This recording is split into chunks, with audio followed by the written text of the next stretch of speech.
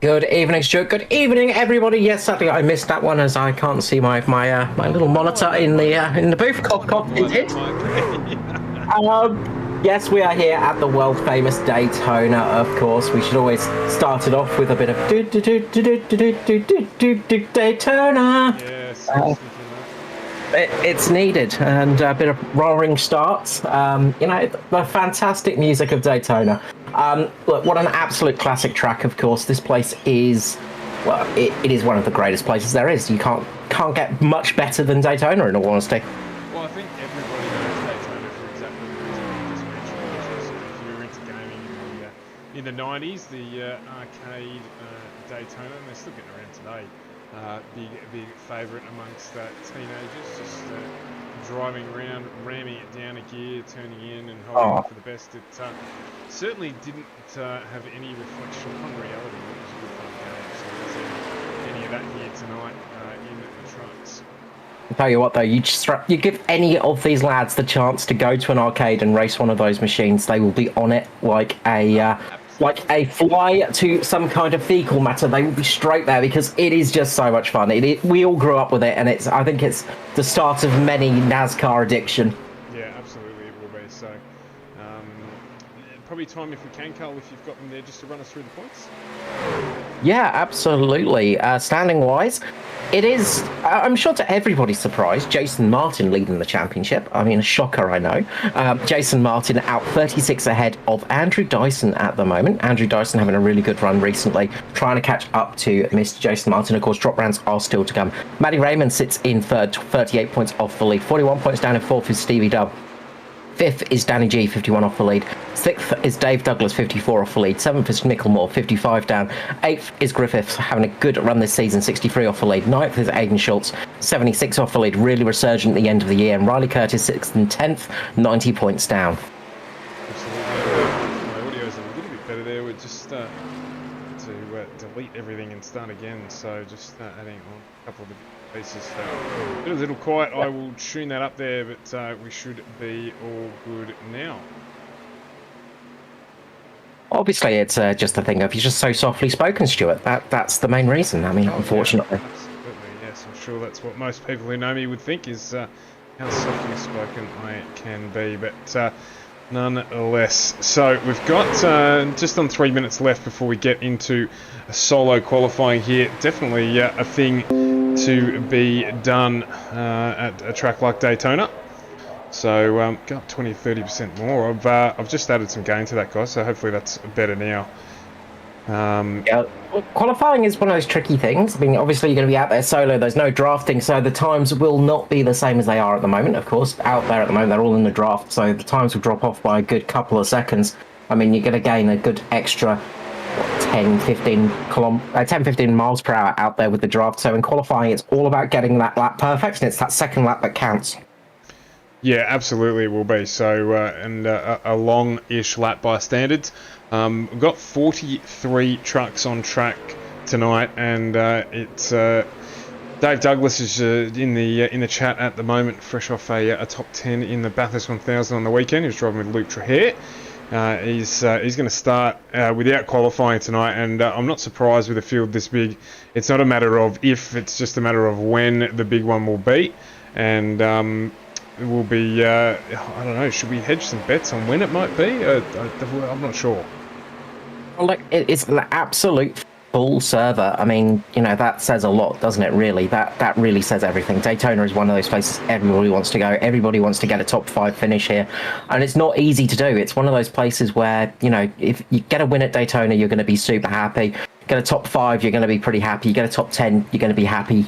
But there is that chance of that big crash coming, and chances are you're not going to finish that race. You're going to be sitting on the sideline with a very, very blown up car. So honestly, I'm going to probably go lap 11. I think I'm going to go lap 11 for the big one.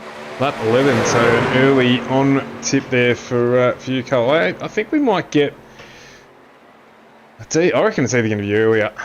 It might even be on lap 4 or 5. We've got a couple of new names in. We've got some guys that haven't run with us for a while as well. So there's not that that group of drivers that we're totally used to running with. But so I'm going to go lap 8 for the big one. It's either going to be there, or I think we might see it with 4 or 5 to go. Just for something different. Just for something different. Very hopeful of you there, indeed. Absolutely. Well, we've got a number of laps to get through here tonight, and we do have to get to work tomorrow, so we can't have too many cautions. Well, this is true, of course. Speaking of work, teams are going to be working together tonight. That's going to be the main thing to watch out for. You're going to want your teammates around you to help you just get out of the main line. They're going to be running 2 wide here. You want to get into that little nice air bubble behind the car. Use the draft to your advantage, of course. You see them running 3 wide at the moment with Aaron Dillon, Josh Micklemore, Luke Georgeson, and just joining up on the back is Michael Schroeder, just dropping off there, actually. But the reason they all run so close like that is effectively it turns the truck into one giant truck. It cuts the air off from the back, reduces the drag, makes everybody go faster.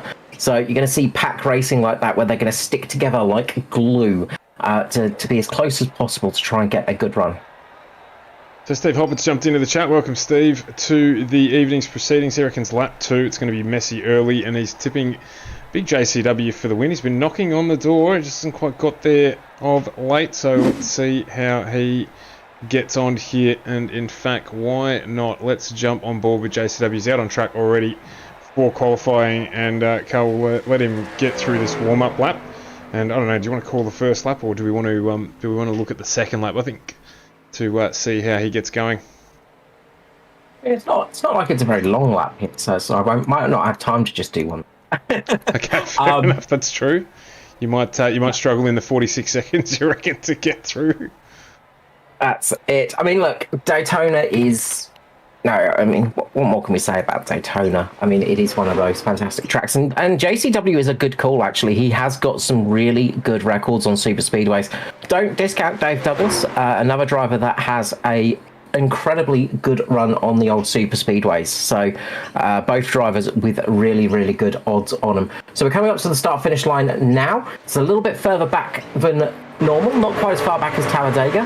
First corner we're coming up to here, and you can see very, very high banking, of course. Really nice steep banking to these corners, which gives you extra speed to get around there. And that's the important thing. That's the thing about the oval tracks, especially the super speedway. It's all about that banking. You want to get a little bit close to the wall on your second lap, just to help keep the car nice and straight. Down the big long back straight here. This is the only real straight on the section, the back straight, of course. And then you're coming into turns 3 and 4. Again, nice heavy banking getting in there. JCW just running up a little bit high for this section, and he's going to cut down towards the end of this to try and get a little bit of extra speed. And then we get into the tri-oval section itself. And this is where the start-finish straight goes. Now, on this first lap, JCW will probably keep up a little bit higher, but then when it comes across the line, he'll probably drop down a little bit to that yellow line, just drop underneath it. You can't do that in the race, of course. If you drop underneath that yellow line, you will earn yourself a penalty, but in qualifying, you can usually get away with it. So we get through the first 2 corners here, speeds of 275 kilometers per hour mid-corner right here. We're going to get up a little bit higher on the back straight, around about 278, 276, that sort of area as we get up here. It does just start to get the drag hitting of your truck. The engine really working hard. There's not much you can do about it. You just have to hold on. Getting into the corner again, keeping a nice low line here. Getting through for his second qualifying lap here at Daytona. How's this one going to go for JCW in the Atari Autosport car? The yellow Bumblebee is about to cross the line, jumps below that yellow line, gets up to P1. Very nice lap from JCW. Yeah, gets the job done there. Been some good first laps from the field as well, so he's going to do well to stay there. We'll keep an eye on that, obviously, throughout the balance of this session. Just going to continue for a running, probably practice maybe a pit entry, which can be a little bit challenging at these super speedways, of course. Can be, Griffiths jumps up to P1. Well, what you're saying, just that sort of pit entry, of course, you're coming off the banking for about 31 degrees of banking, I think it is. So it is very steep, and when you come off that banking, sometimes it's easy to just get the back end loose. So you do want to get that practice in. You're also braking from 270 odd kilometers per hour, and you've got to brake down to around about 90 kilometers per hour for that pit lane. And these things do not have the best brakes. Jason Martin at the moment up there in P1.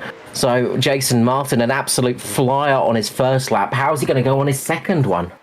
Yeah, well, Brad Allison as well, jumping in for a run tonight. He's done a 52.2 as well. Luke Trahera 52.1, a 52.21, I should say. So they're both done for their run. So it's up to Martin here to see if he can get across the line and improve on his first lap around. Wouldn't surprise me. This is his bread and butter, these trucks, and he does just that, 52.17 to head to the top of the charts. Danny G also with a 52.2, so very, very close at the front as you would expect on a track like this. Jamie Budd jumping in for a run tonight. We haven't seen him for a little bit, so it's good to see. Out in the 180. Nice. Nice to see Jamie Budd out there. I believe he's streaming at the moment as well, so if ever you want to go back and re-watch some of the action, you can catch a lot of these drivers on social media, and they have their own little streaming and things like that, and it's a good way to get an idea of what it's like to actually race in these sessions, because it's one of those things that you sort of you don't realize just how scary it is until you actually sit on board and get a bit of an idea. Well, there you go. So that's qualifying run and done. It was I didn't even see the fact that we've run out of time there, but we will bring the grid up on screen for you now. And for some reason it's decided it wants to start at the back. Let's not do that. Jason Martin on pole position with Danny G next to him. Then it's Brad Allison and Luke Trahera off 2 with Mick Taylor and Scotty Griffiths off row 3. Then we've got Joshua Carroll-Walden and Troy Davison off row 4. Good effort from Troy there with Mirko Dortnak and Luke Georgeson off 5. Josh Micklemore, Aaron Dillon off row 6. I think starting up the front is going to be important tonight. Then Aaron Hayden and Michael Skurlock off 7. Justin Howe and Steve Williams off 8, even with Kate Donnelly and Jamie Budd off 9. Then it's Christopher Lethberg and Jaden Russell off 10. With Norm Clark and Andrew Dyson off 11. Igor Burkic and Ben Vickers off row 12. Then we've got Jaden Brazier, or Jay Brazier, my apologies there, Jay Brazier and Todd Maxfield off 13, Philip Howe, Dwayne Priest off 14 with Gary Wellman and Tristan Cock off 15. Then it's Ruben Phelps and Double D Dave Douglas off number 16 with Matty Ray and Mike Schroeder off 17. Then Brent Hobbs and Christopher Finlay off row 18 as we continue to go back. It's Aidan Schultz and Lachlan Urquhart off 19 with Matty Hunter and Riley Curtis off 20, followed by Glenn McLeod, Michael Shaw, and rounding out the 43 trucks for round 9 of the ANZCAR Truck Series is Daniel Weaver. Absolute packed field out there at the moment. Great to see. It's going to be a chaotic start, and look, it's all about patience. It's going to be a thing about keeping patient, keeping the car, keeping the truck settled tonight. That's going to be an important thing. You don't want to push too hard, too quickly. You can't win this race on the first lap, but you sure as heck can lose it. You can even lose it before the first lap. We've seen that happen in the past, sometimes before you can get to the start-finish line. Yeah, absolutely we have. There's been a little bit of backing up and things like that have hit some starts. Hopefully we don't see that tonight. Obviously there's no reason to, but plenty of trucks rolling out here. Have a look at this. Imagine this in the real world as well. The crowd would be going absolutely bonkers. So everyone gets out on track. A little bit of a split in the field. That'll close up. Before it is Jason Martin, plenty of experience here, who will take us away with a very strong competitor next to him in the Silent Assassin, as he's become to be known this season, Danny G. Just managing to get into the podium places there quite sneakily, but tonight he's starting with a fantastic chance of converting for Mitch Motorsport, as he has done this season. So he'll be looking to do that with his teammate, working with Jason Martin, who I think it would tell you himself that the truck is his preferred method of transport. And we mentioned a little bit earlier, Luke Trahair just sitting there on that second row. Of course, a really good run at Bathurst with Double D, so good to see him still going well and not too sore after the weekend. He'll be happy to be up in P4, actually, I reckon, Luke, with what could transpire here. So let's get this underway. Round 9 of the ANZCAR Truck Series, Season 3, 2021, and it's Jason Martin who drops the hammer straight away. There's bunch up in the pack already, and that is bad news in the background there. I think that might have been... I've lost my names, but Norman Clark got caught up in that. They managed to not wreck somehow, although I think we might have a wreck coming up now. It was Jaden Russell, I think, who got caught up in him. Tristan Cobb and Daiso, as well as Igor Burkick as well, I believe. So, no, Todd Maxfield, sorry, Igor, it was Todd Maxfield that got caught up, and then down went Andrew Dyson, I think, and that was him. That's him very much gone out of this race, I think. Yeah, it's just bunched up there a little bit, and he ended up, I saw him get caught up in it and then drop down, I think, into Jaden Russell. So, unfortunate there on the start, but it looked like there was some, I don't know, balking or a pack up. Anyway, we get underway here. We're 2 by 2 as we expect to spend some of the night. There were 3 wide for a little while there at the start of the race. There's nothing to be gained from doing that this early on as we get this one underway. Yeah, I'm just going to see if I can figure out what happened there. Just looked like there was a check-up in that top line, about half a dozen cars, Cole. And I think Daiso just got caught out in it and then tried to avoid it and hit the wall and unfortunately then dropped down into Russell. So if you can find it and unpack that for us, I'll keep us at the front here as Troy Davison's moved up 6 positions from the start, if you don't mind. So is Luke Georgeson, and they are now inside the top 4. Luke Trahair dropping a few spots off the start. No surprises that Riley Curtis, Michael Shaw are up 7 places from the rear of the field, but we have got 2 packs that have formed here, and you're certainly going to need to work together in that backpack to try and make your way up to this lead group. So the only thing I can see is possibly Jane Budd may have just missed a gear, and that caused Jaden Russell to go into the back of him. So just going back to dissect that a little bit. So that's the only thing I can see that's a possibility. But we do have the caution flag flying. Lap 3. As it is Michael Shaw and Matt Hunter, I can see caught up in that one. It looks like Michael Shaw's just gone down and got caught up with somebody there. So the 07 and... looks like Brent Hobbs, unfortunately. So Brent Hobbs and Michael Shaw getting caught up with each other. So it looks like Shaw's just got clipped into the side by Hobbs. Just a little bit of contact there. I think that was more from Aero Wash, just caught Hobbs out. Just getting caught up with that one. And Shaw's, unfortunately, Michael Shaw's engine is donezo. Yeah, it's a little bit of right-hand rear corner there as well. So while we've got this caution, let's just go back and see if we can unpack that start a little bit more there. Yeah, I'd say look at Jaden Russell, because he's the one that got most of the assault, but I think it may have been Jenny Budd in front of him, just maybe missing the gear or just not getting the accelerator right. So up the front here, you can see they're just sort of starting to form up a little bit. There's a bit of a gap forming up towards the front as well, and they're sort of not quite bunched together how they should be. There's a little bit too much room there, and that can give you a bit of an overlap sometimes. But it did look a little bit like possibly Jenny Budd just might have just had a little bit of a moment at the start, maybe just missed the gear, didn't quite get it engaged properly, and then Jaden Russell just caught him very, very quickly. So yeah, just slowed down a bit there. Yeah, past this sign. Oh no, it's in front just of him. got a little bit close. It's in front of him. So it's a little bit further up, so just got into the back. Just had to check up a little bit in front of Stevie Dubb, Michael Skurlock possibly. Might have been Skurley just having a little bit of a check-up as well. So it looked like everybody had a brief moment of checking up. And then you can see Daiso just spearing off behind. His truck was absolutely dead at that stage.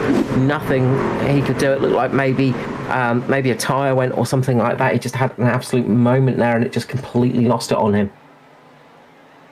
We're trying to have a watch here from Michael Skurlock just to see what might have happened in front of him.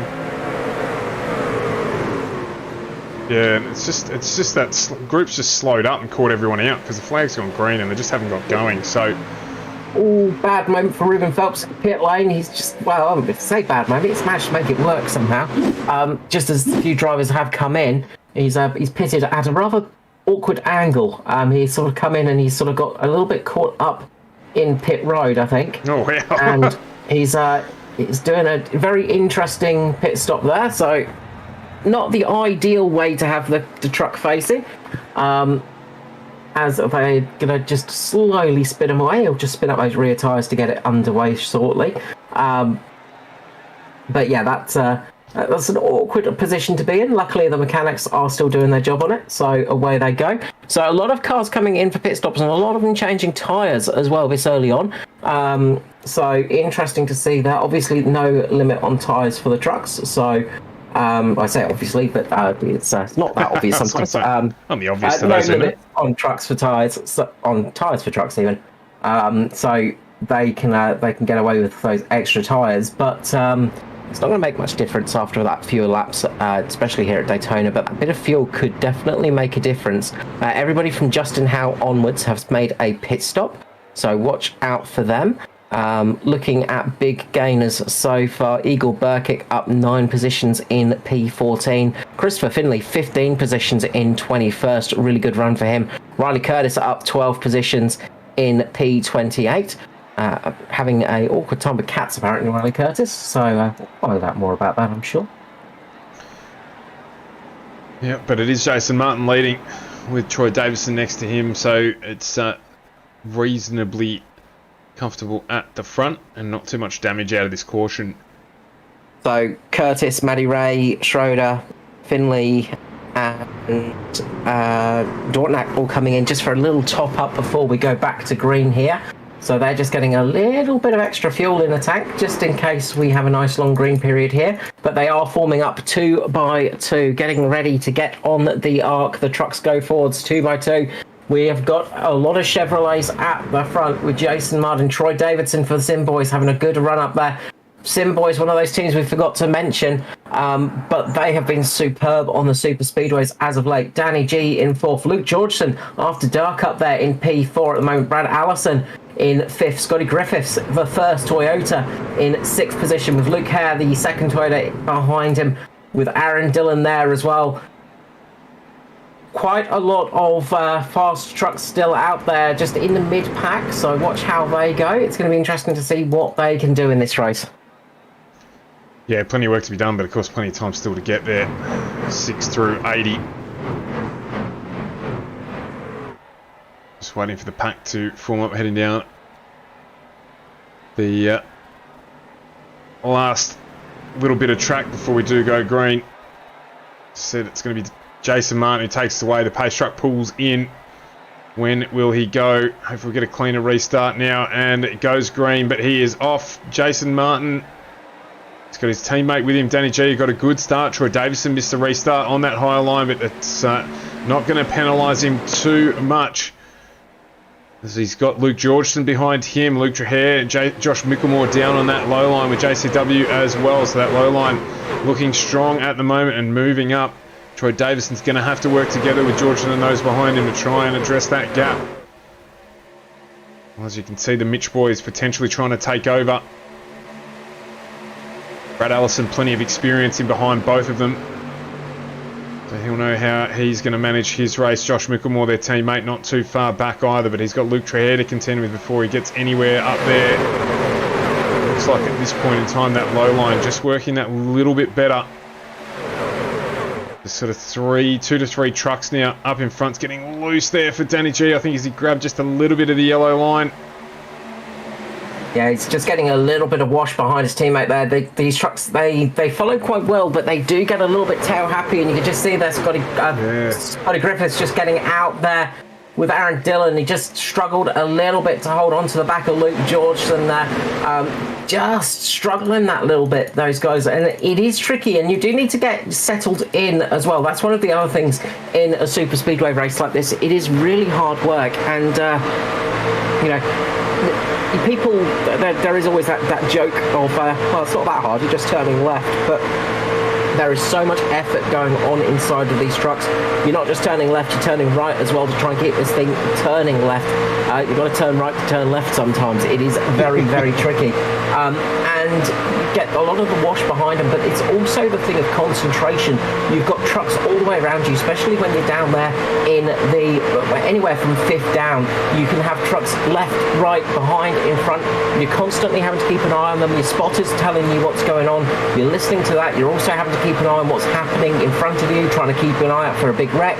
It is constant action, and it is really, really hard to keep concentration out there, let alone keep it going in a straight line when you're following this close.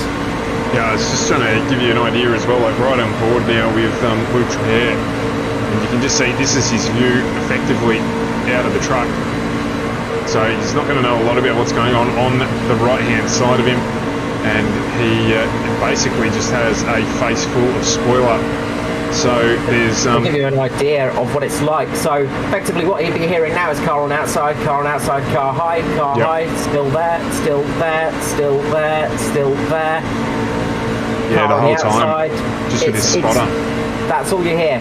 And it almost had a clear spot there between himself and Scotty Griffiths, but there's just a little bit too much there. And sometimes the spotter will call car, it's clear on the outside because you've made it clear of the car that's currently out there, but then all of a sudden a new car will appear. Right now, for instance, he might get clear on the outside, but there is still a car there. And that's the trouble. Sometimes you just have to be extra careful and just keep a bit of an eye out for that kind of thing. Just looking back a little bit, Jaden Russell has got quite a bit of damage on the rear spoiler of that truck, so that could affect him come later in the race if he gets a good run. That may affect him in the cleaner air. Of course, you don't want to have any aero damage on these vehicles when you're running in the clean air, of course, because you do start to struggle. When you're sitting behind another truck and you've got another truck sitting behind you, it doesn't matter too much, but when you're in the clean air, you need to have a nice spiffy looking truck so things don't go wrong.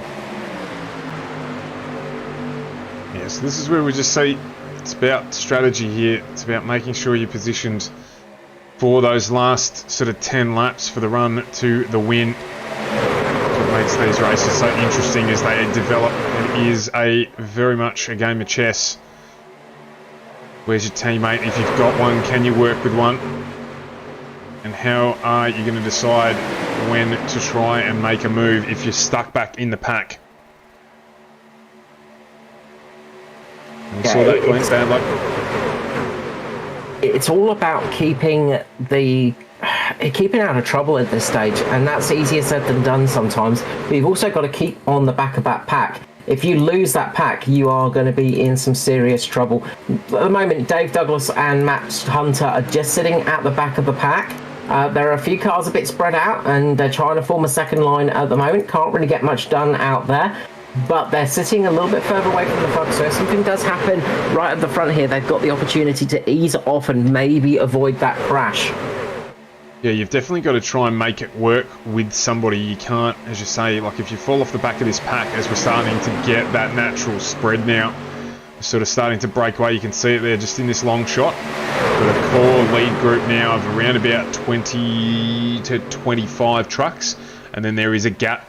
They've around about half a second it starts around about P24 where things start to spread. So Ben Vickers there in the Lachlan Urquhart just starting to fall back as Igor Burkic is blinking as well, so that's not going to help, particularly on a track like this. So that spread's just starting to happen. Even just starting to see it here in the lead where you've got sort of that six-pack, top line, low line.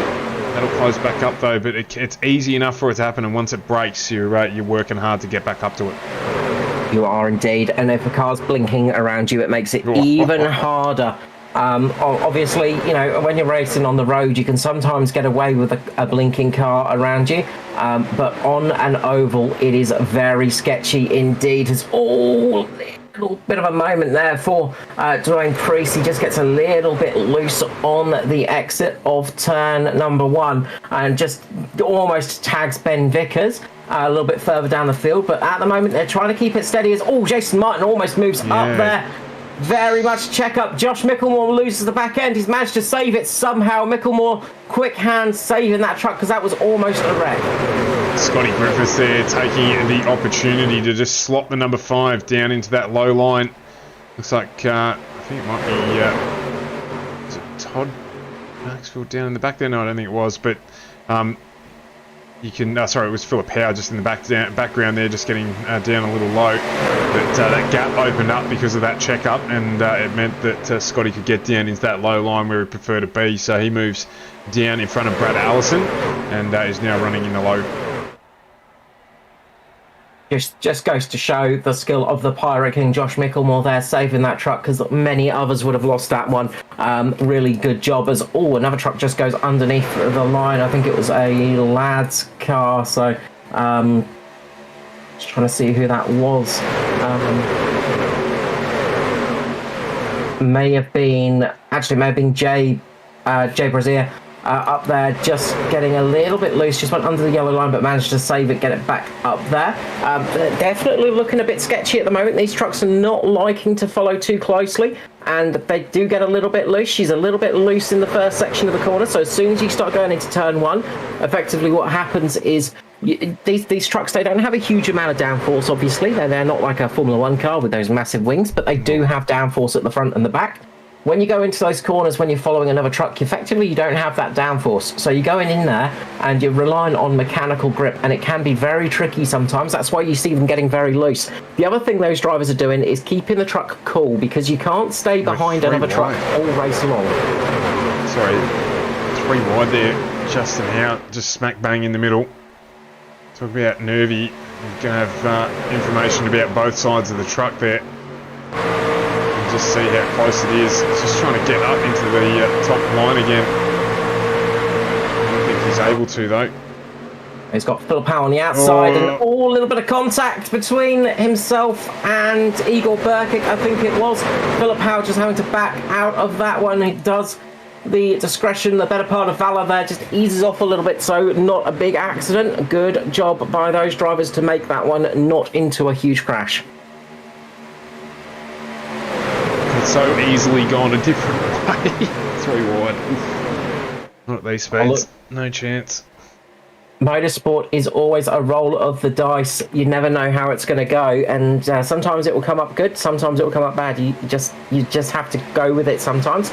Unfortunately, even the most skilled drivers in the world will have moments where if a car's having a bit of a moment in front of them, there's not much they can do other than crash. It's very, like you're in despair. The only choice you've got is to crash the car. But I know what you mean. Sometimes you've got nowhere to go. Sometimes you've got nowhere to go. That's it. You just have to close your eyes and think of Britain, really. Innocent bystander in somebody else's incident. So the other thing to consider here as well is heat. Travelling in the pack can get those temperatures elevated. That's going to be a factor a little bit later on. And of course is fuel consumption as far as Jason Martin is concerned and Troy Davison is concerned. And that's where having a teammate behind you can help. But at the moment there's no chance they're going to be able to do anything to manage this race other than doing exactly what they're doing right now. Well, you say that. Aaron Dillon's relatively close to Troy Davidson at the moment. He's just got Luke Georgeson between him, so he's got an after-dark car between himself and his teammate. Meanwhile, Mitch Motorsport have got 2 cars up at the front, with Scotty Griffiths just behind there in the SRM machine. And we do know that... Synergy. The Synergy of... SS... we do know that Synergy do kind of they know Mitch Motorsport, they know them, and do not complete partnering up with them, but they are friends with each other. Not friendly. Too far off is Josh Micklemore. He's relatively close to the back of this pack as well, so you might see a little bit of shuffling going on. You might see Mitch trying to shuffle their cars around a little bit just to get that fuel consumption to last a little bit longer. We're running on that 20 of 60 at the moment. That means they've probably got about 34 laps of fuel left in them. There's that portion period. So you'll probably see Jason Martin, Josh Micklemore, Danny G all coming together, possibly Scotty Griffiths coming in with them as well, probably about lap 32, 33, and they'll all come in together so that way they can leave and actually form a bit of a pack so they don't lose too much time.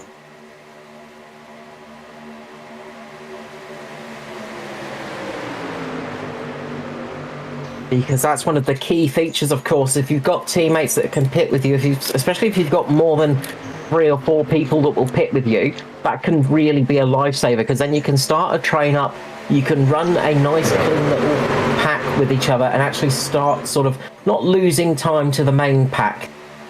Yeah, exactly. There's big challenge, isn't it, coming out of pit lane here, so it would be beneficial.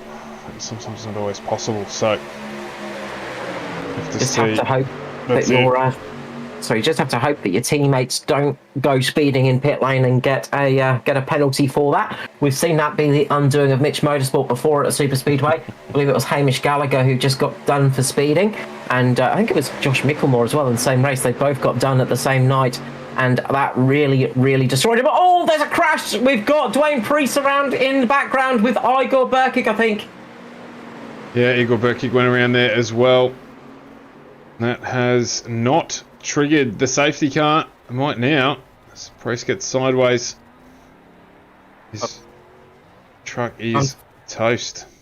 Unfortunately, Aaron Hayden got a little bit caught up with that one as well. Just a little bit of damage on the front. So just going back to have a bit of a look at that, it looks like Berkik's just gone up into Priest, and that has spun them around. And then, unfortunately, Aaron Hayden had nowhere to go for the after duck. We know that they're a bit of a fan favourite. But no real major damage, just a little bit of damage to the front. Should be relatively okay, but no caution. That's the important thing. And it's caused a little bit of kerfuffle at the front. There's a wee bit of shuffling going up at front, but still no yellow out. And we've got some free wide racing going on just at the back of the pack with Justin Howe, Jay Brazier, and I think it might be Stevie Williams. Yeah, it is Stevie Williams involved in that as well. Evening, Trev. Like it. How do you make a small fortune out of motorsport? You start with the big one. That's absolutely true. Cubic dollars, it was described to me before I got into it. I thought, yep, well, that's fine.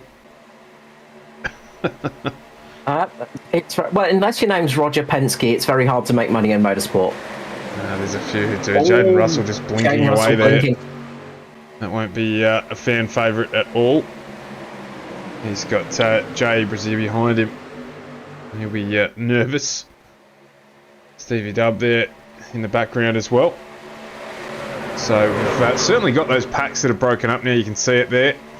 There's a good gap. I think it goes back then to Lachlan. No, Lachlan Urko, my apologies, is already there. So it must be Mirko Dortnack, who's got the Aussie Esports team behind him, who are running in a trio. That's a good place for them to be at the moment. Won't be as high up as they want, but Schulte up 12 spots. The good news is they're all together, so that green flag pitting that you were talking about, Carl, and stuff like that earlier on, they're in not a bad spot. It's only 25 out of 80 on the lead lap, just a little bit off the pack, and able to work together. Remember, those guys did stop, so they've got a bit more fuel on board. They can go a bit longer. True. At the moment, Jason Martin will have been cursing the fact that there wasn't a caution, because that would have worked out perfectly for them to come in and get a nice tank of fuel to help them out a little bit. Aaron Hayden has come into pit lane, and I think he might be just needing repairs done, unfortunately, to the front of that truck, just because the damage might be a little bit too much. So real big shame there. That could be costly for his night. And we'll go down a lap for sure, may even go down 2 laps here tonight. And could get back into it, of course, if there's a cautions falling his way. You never know, cautions can fall your way. But unfortunately, it does come out on the back of the pack, so might be able to just keep his eye up there. Aaron Dillon just gets up and just glances the wall, just a glancing blow there. Manages to save the truck, keep it going in the right direction, but that was very, very close.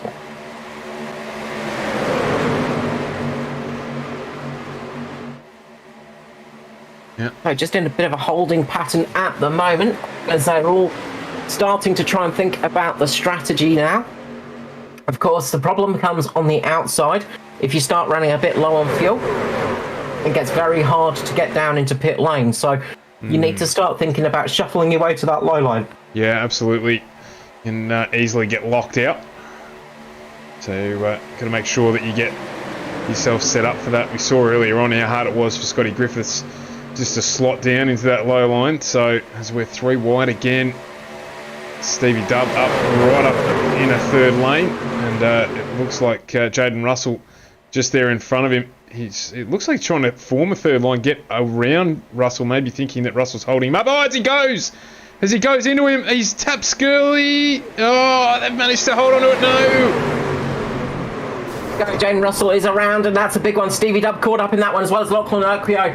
A lot of trucks getting caught up in that one. That was a big accident.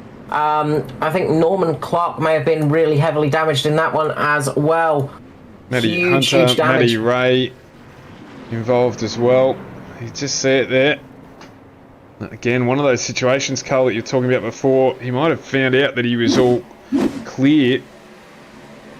So we go back and have a look at it here. Yeah, I reckon that might be the case, because it just that corner getting tapped by Stevie Dubb, and then the rest is history. What happened there?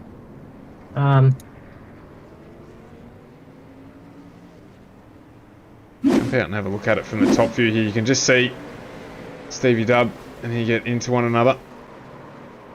It was only for the smallest of overlaps, so I don't know if Russell thought he was clear and was just trying to move back down into that line.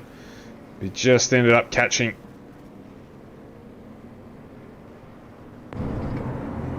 Yeah, that was unfortunate, and you have to wonder, with Jaden Russell having that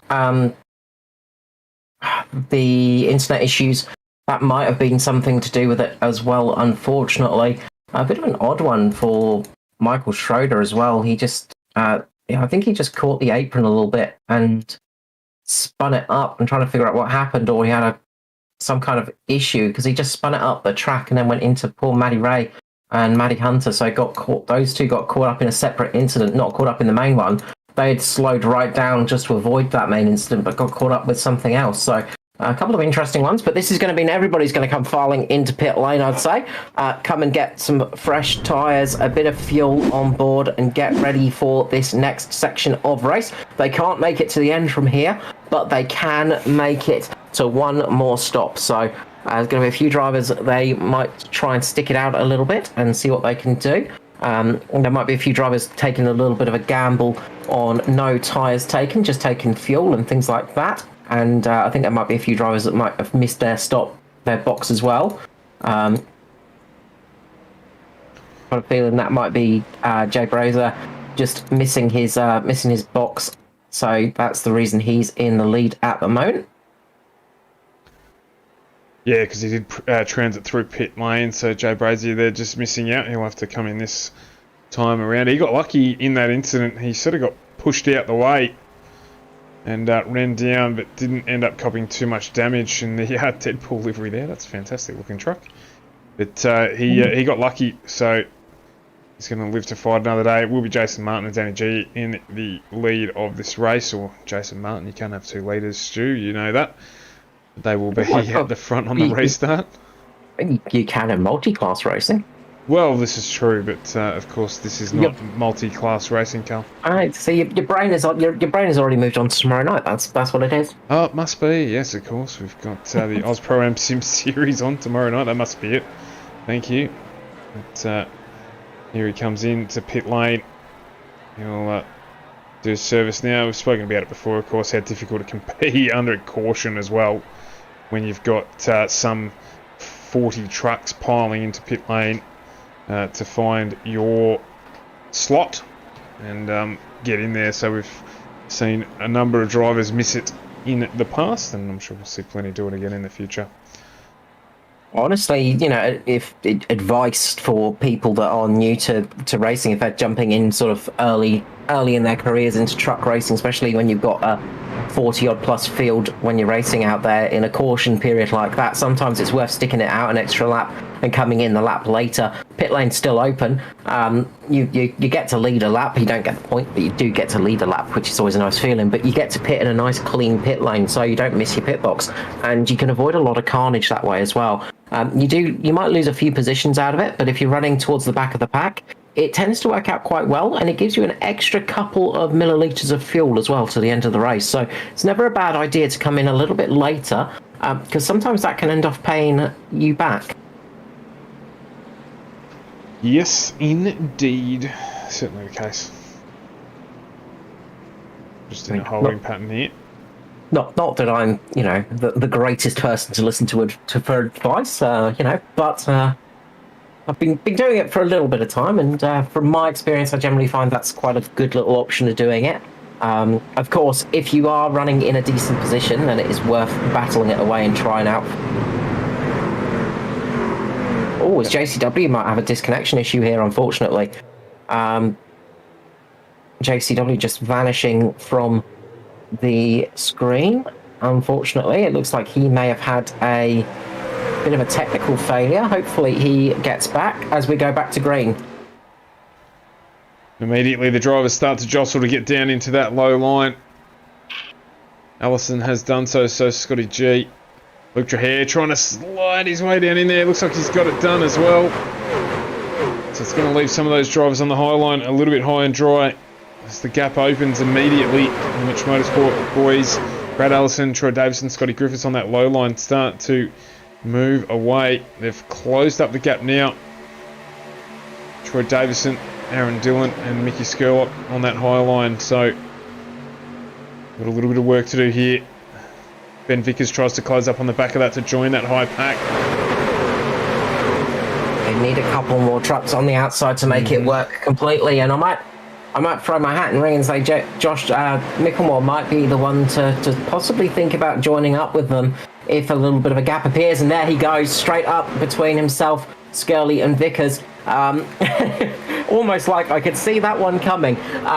Micklemore just jumping up into the high line to try and get himself slotted up a little bit further in the field. He's going to want to try and link up with his teammates. Yeah, absolutely a good move there. No surprise at all that you picked it, Carl, because it'll help him be able to manage that high line better as well if he's there in the front of it. So it'll be part of his plan. It'll be difficult to make the move to get up there though at the moment, but you never know. Don't know until we give it a bit of a try. The Aussie cars are running quite well at the moment. Aidan Schultz in the lead of that pack with Tristan Koch and Ruben Phelps. Of course, Tristan Koch, the newest entrant into that team. It's good to see them growing. Those absolutely beautiful liveried cars done by Mr. Ruben Phelps himself. One of my favourite liveries out there. There's a few, of course, but definitely as original liveries go, they have got a fantastic job and a really nice team branding as well. Yeah, absolutely. As I said a little bit earlier before the caution, they were in a good spot. They still are running 3 in a train, so they are going to be able to exploit that as the race continues.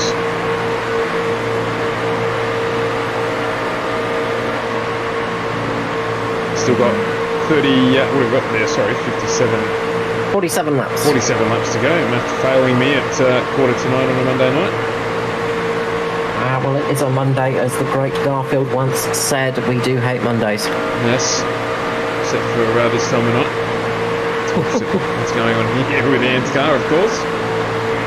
The truck series. So,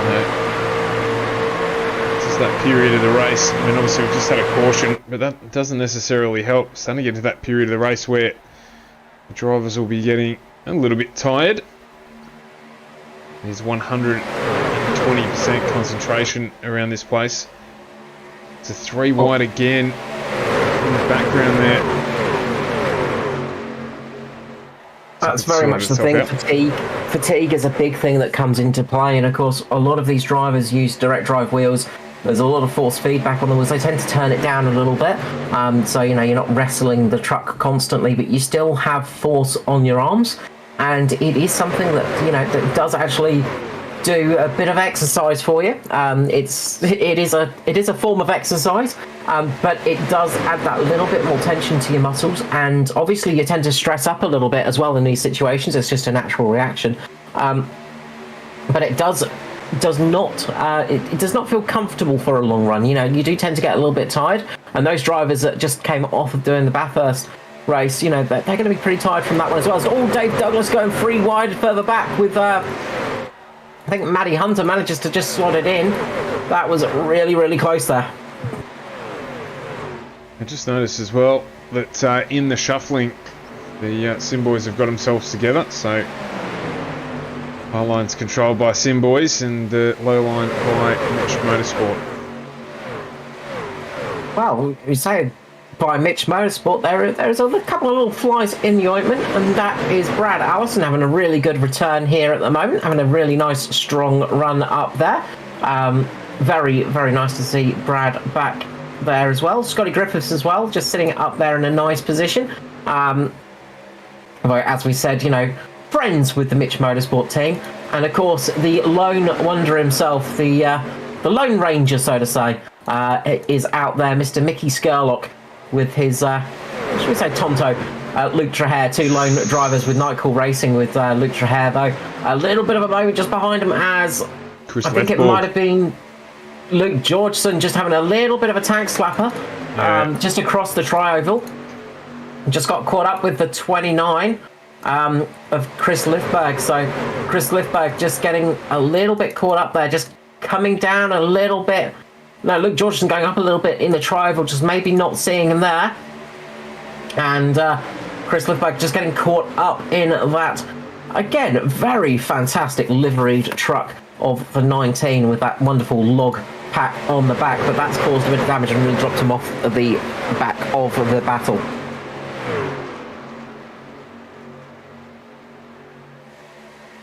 Yeah, we'll be hoping for a caution to close that one up for him. So Jason Martin just possibly looking at the high line for a couple of moments there, just stopping that move from Troy Davidson, cutting off their momentum a little bit. So Jason Martin at the moment controlling the front of the field. He does not want that high line getting past, and he does not want two Sim Boys slotting in front of him at the moment. So Jason Martin trying to control the field at the moment with Danny G just behind him. I think Luke Georgeson just moved up into that high line as well to join that train, so it continues to grow as Micklemore forces his way down in front of Luke Trahair. So he's now back in the low line. Obviously deciding it's preferential for where his race is at the moment.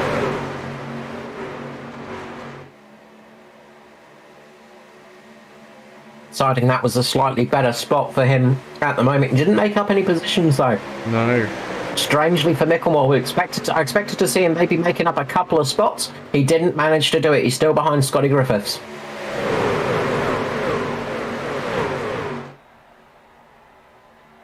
So at the moment, Jason Martin has got the lead thoroughly locked on and locked in. And speaking of locked on, of course, you can catch the highlights of the race in podcast form if you can't see the races live. You can catch the results on Locked On iRacing. Locked On Lads, of course, Locked On iRacing. Good place to catch up all the results, and you can catch Ozpass and the ANZCAR action there. All the results from those two series. And of course, we do have the highlights packages as well if you're a little bit short on time on YouTube for FGM eCast, Ferguson Group Media. Yeah, absolutely. Try and cover it all off for you. So far, this one's been pretty straightforward though, as we're over the halfway mark now in the race. So we are. It's a bit typical sort of Daytona. We've lost everybody from about 34th down, unfortunately. Stevie Dub out of this race. Well, still in repairs, but a lot of trucks out of this one, sadly.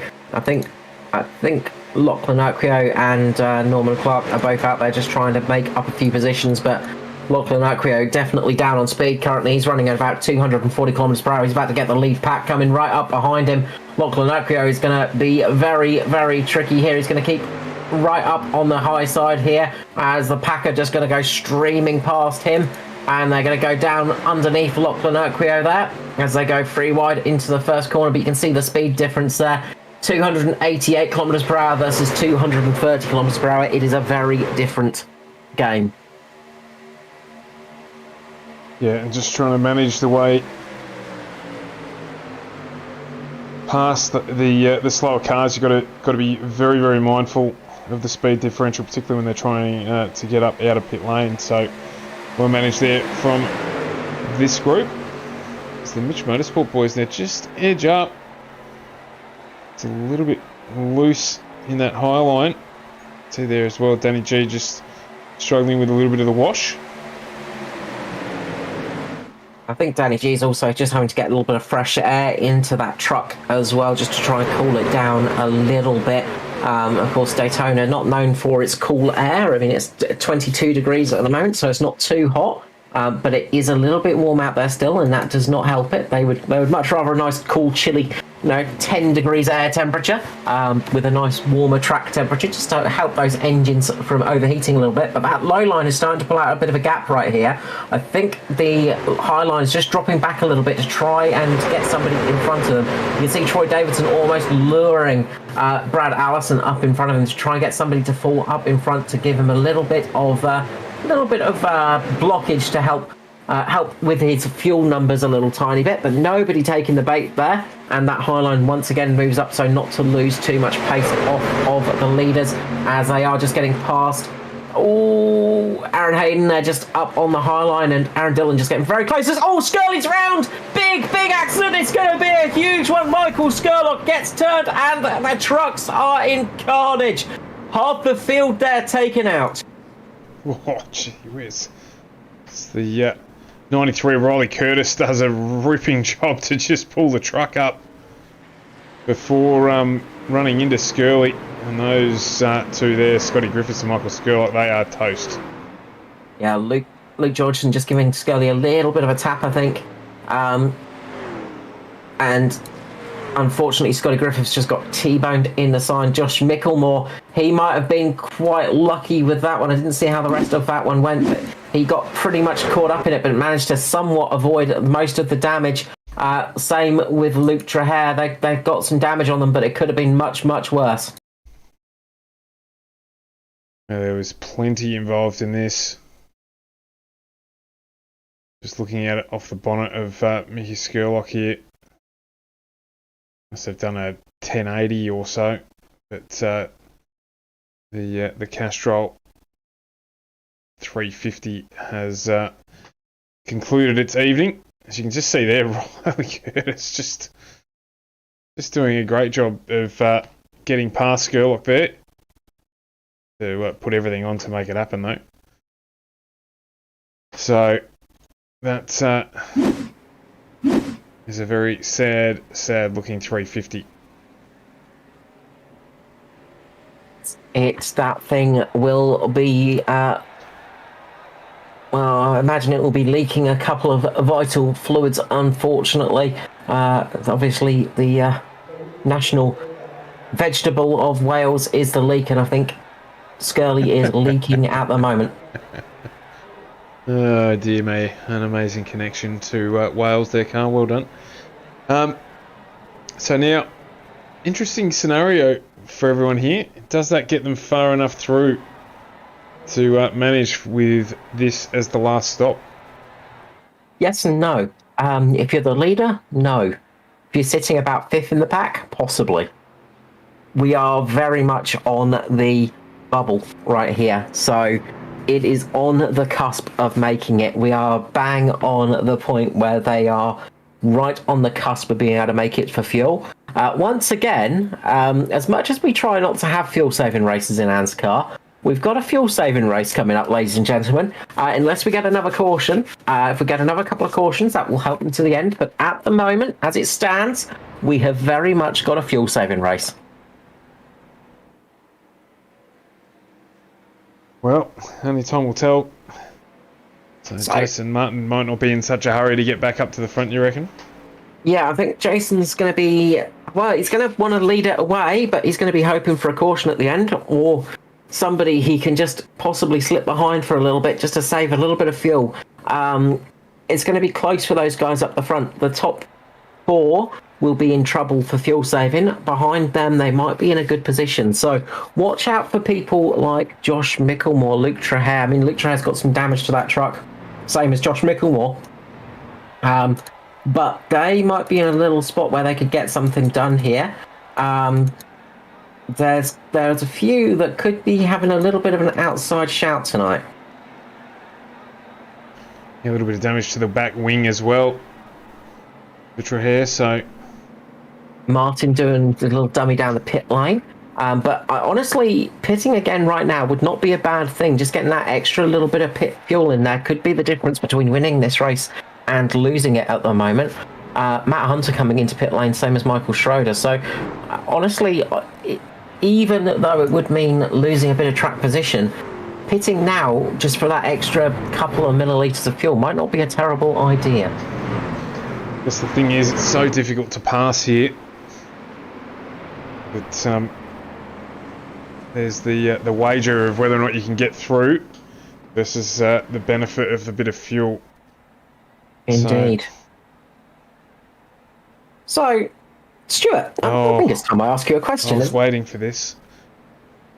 So, there is a company that have their headquarters overlooking Daytona circuit, and we were talking about the famous game earlier on, of course. We were talking about the absolutely mega arcade edition of Daytona USA. Yep. And of course, the company that made it was Sega, obviously. But who co-developed it? Which American company co-developed it that have their headquarters based right outside of Daytona, almost overlooking it?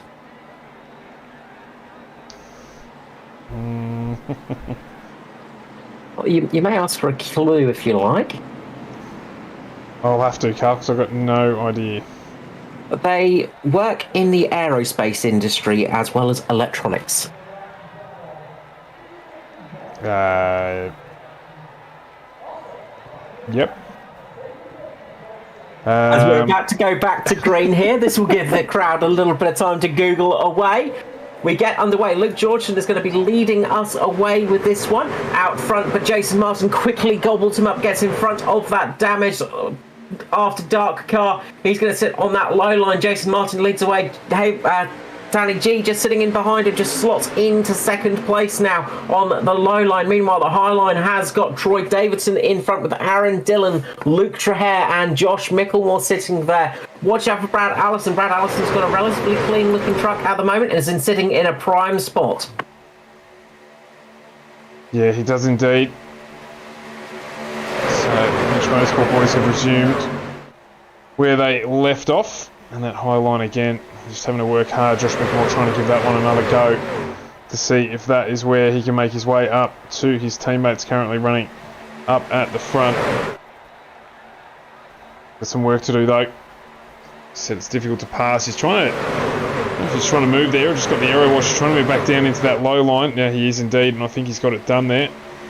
So just slots in behind Gary Wellman in the 45 Simboys entry, so it would have been a nice swap for him there, but Trahere just stuck up there as well in that top line, trying to work with the Simboys to get back up into the front. Of course, Trahere qualifying fourth for tonight's race. But how in control do these Mitch Motorsport boys look? The worst place to be at the moment is leading this race. You just want to be sort of sitting third or fourth at the moment, because that's going to be helping to save the fuel a little bit, because at the moment it's very touch and go on the old fuel, and if you're sitting a little bit further back in the pack, you're just going to be rubbing your hands with glee, because the longer this race goes, if we get green to the end, this could work out perfectly for those guys sitting behind them. Watch out for Gary Wellman. We've seen Wellman do it in the past. He's up 23 positions at the moment.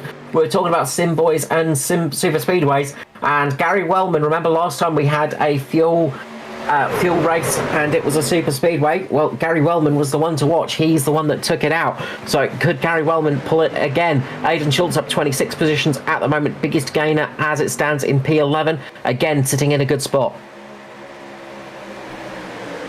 Yeah, indeed. He's still got his teammates around him as well, so as we said earlier on, the Aussie boys in a good spot here, just biding their time and progressing up the field. 26 positions, biggest mover of the night so far, so fantastic effort.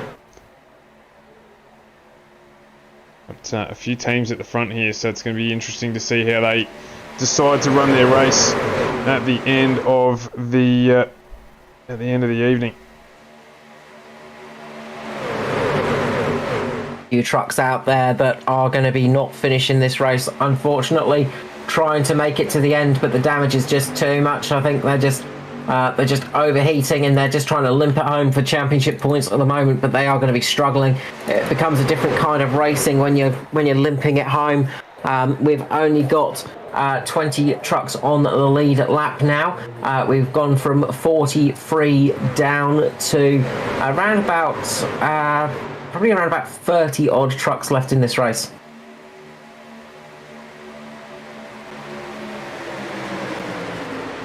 So, Carl, I've been trying to rack my brain about who it is who co-authored or co-produced Daytona, and because I've only seen it at the arcade, I've never really paid much attention to it, to be brutally honest. Right, so it was General Electric Aerospace Engineering, GE. They got their headquarters just outside of Daytona, the Daytona circuit, and they actually were making their own arcade cabinet with a racing game.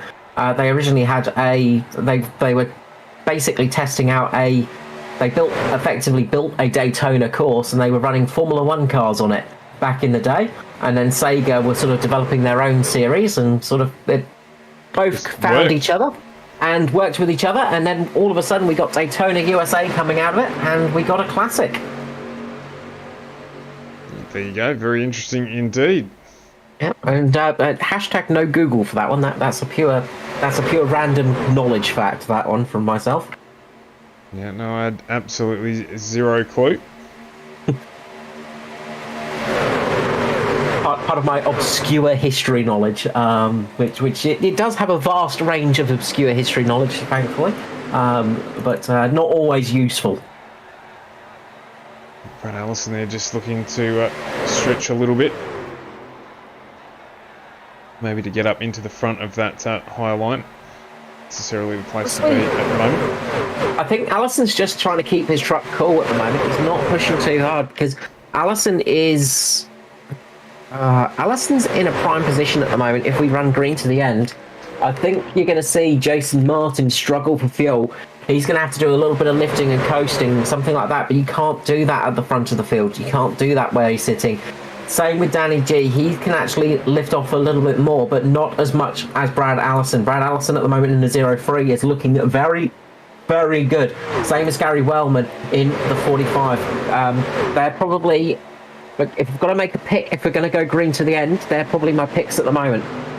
Is that Norm Clark and Lachlan Urquio just on the high side there? Just going past them. You can see the speed difference there, running up at the front. 296, 297 kilometers per hour for Jason Martin. Meanwhile, Lachlan Urquio is tapping out at around about 260, possibly 270 at the very most. But that's about the most you can get out of that truck. He's trying to work with Norman Clark to try and at least keep that thing going. But at the moment, they're just trying to keep it out there just in case there's another big wreck, so they can get a few points scored. Okay, Dortnack up into P11 as well. Oh, bit of contact at the back there between, I think it was Jamie Budd and possibly Luke Georgeson. No, sorry, it was Aaron. No, it was Luke Georgeson. Jamie Budd up there, just calling out to everybody to let them know that there was a slow car up on the high line. Luke Georgeson getting caught out by that one.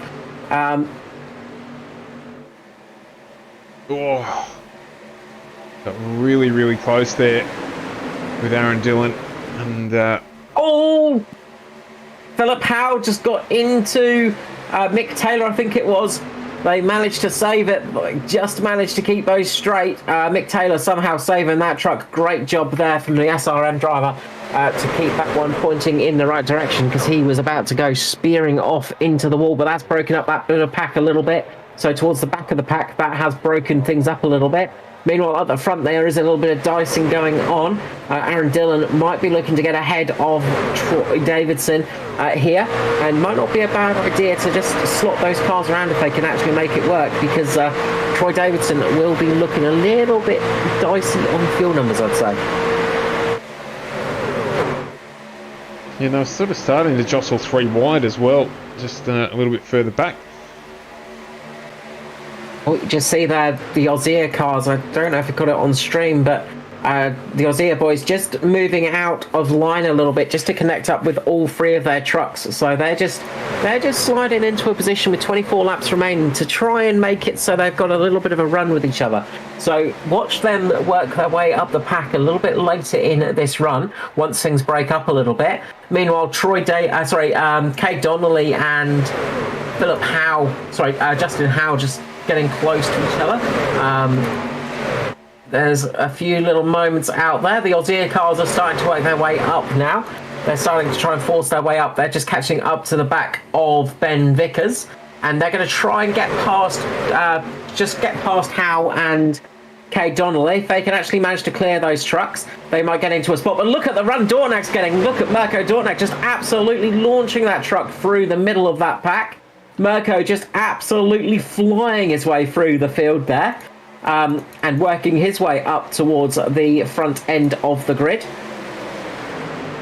I'm not sure what happened there. Martin and Danny G just checked up a little bit, let the Troy Davison-led Highline with only 3 trucks in it at that point in time, just get right up on them. So Mirko Dornak just threaded the needle at almost 290 kilometers per hour, just managing to go from I think about P18 up to P9. So that was a great run from Dornak. He just absolutely caught the rest of the pack napping.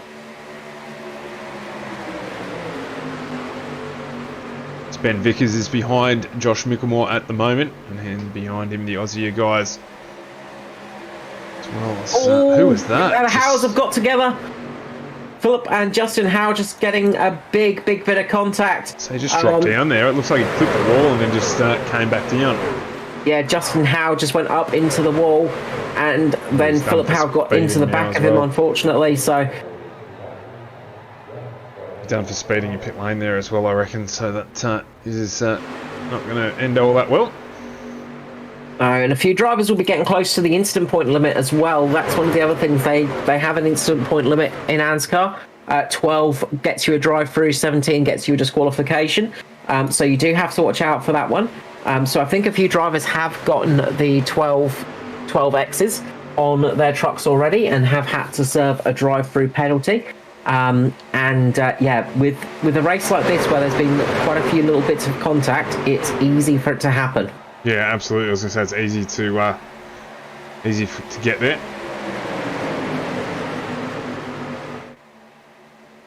Doesn't take much though, does it? No, unfortunately, it's quite easy to happen. Couple of not faults. You're almost there.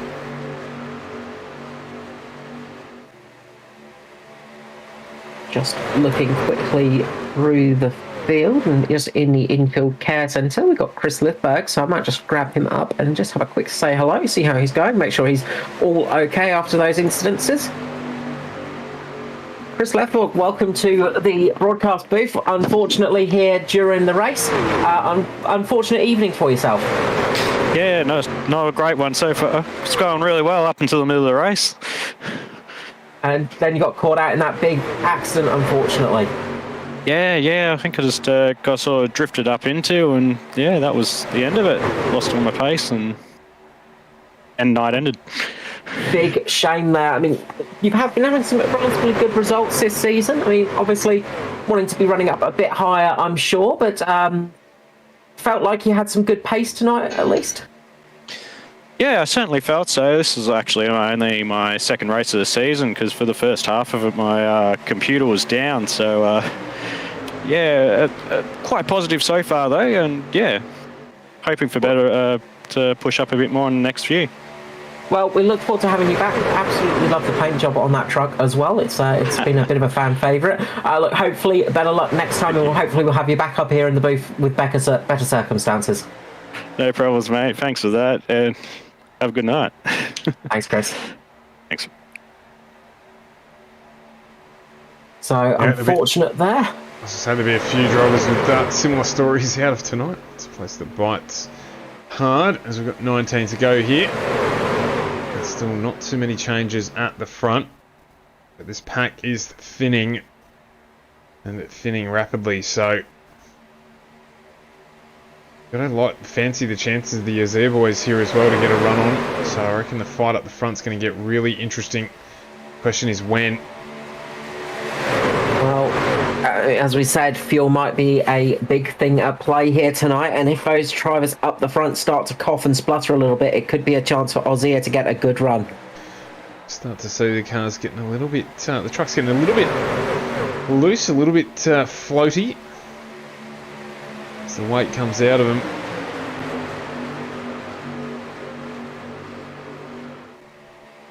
Yeah, they're starting to move around that track a little bit more than they want to at the moment, and that's where it can get a little bit tricky. And as you said, the big thing at the moment is fatigue setting in. I mean, these drivers tend to drive quite a lot. They're racing most nights of the week. They're not slackers like us, Stuart, who don't get to get in the car too often, unfortunately, because we're too busy broadcasting. Yeah, it does take it out of you, especially if you haven't driven for a bit of time, because you're not racing fit, so to say. Yeah, absolutely. It's definitely about time in the sim.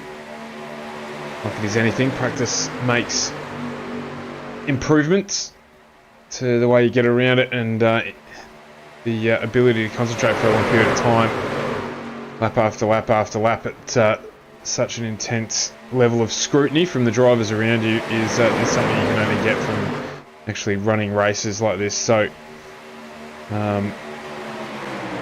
just look how close they're running together there. And you can see that just small little corrections the whole time with the driver just means that you never really get to switch off for a second or two and have a little bit of a break, even down the straight here. Yeah, the thing is with an oval racing car is even down a straight, you're turning that wheel because that thing does not point straight in a straight line. No. Of course, asymmetrical setup on these vehicles, because of the actual banking, it's one of those things that you sort of, well, I mean, that's why you need chicanes, and you can't have the sort of like the rovals and the Indianapolis race course and stuff like that. You can't have the full straightaways, and you can't have the constant ovals and stuff like that with the road racing section, because the road racing cars just can't handle it, because the banking puts so much pressure on the car. Unless it's set up absolutely perfectly, it will cause issue with the tyres and cause blowouts. That's what we saw back in 2005 at Indianapolis with the Formula One, of course, and back in the old days with sports cars as well. They would blow their tyres on the banking because they just could not manage to cope around the stress and the G-force as you're going around. The centrifugal force pushes the car down. Of course, the main reason that there is banking on these corners, that you do have ovals like that, is because of that centrifugal force to keep the car on the track. That's what it was made for. That's why those tracks have such high banking, is to keep the car stuck down, because you didn't have downforce back in the day. No, that's it. So I'd forgotten about that. I do remember watching it live, actually, that race you talk about with Formula One. But easily you forget. We've still got just 4 trucks in that high line. As I say that, Kate Donnelly jumps up in there behind Mirko Dortnak, trying to jump in with his team. So fuel is an issue that could potentially rear its head here. We've got teams who are able to run together at the front as well. So this one's nicely poised for the finish.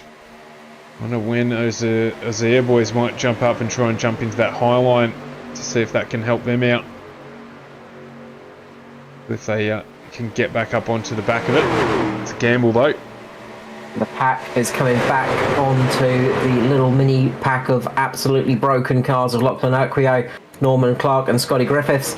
Those 3 are running in a pack formation, but running about 50 kilometers per hour slower than the leaders at the moment. They're trying to make it round still. Of course, championship points are still vitally important, and it might not be a great finish all in all, but it might just snag you a couple of extra points. It might get you somewhere better in the championship, and that's what you've got to do in championships. You just have to slug it out and sometimes take the pain of these races where things have gone a bit wrong. Yeah, particularly if somebody else who is above you doesn't finish, every point will count.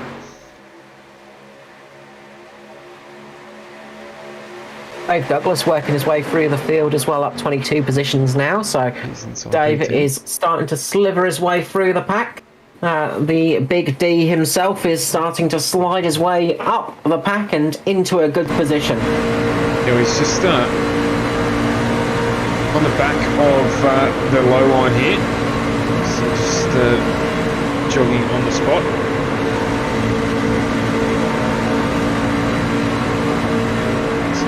Catch the temperature there on the dash, but not able to quite see that one.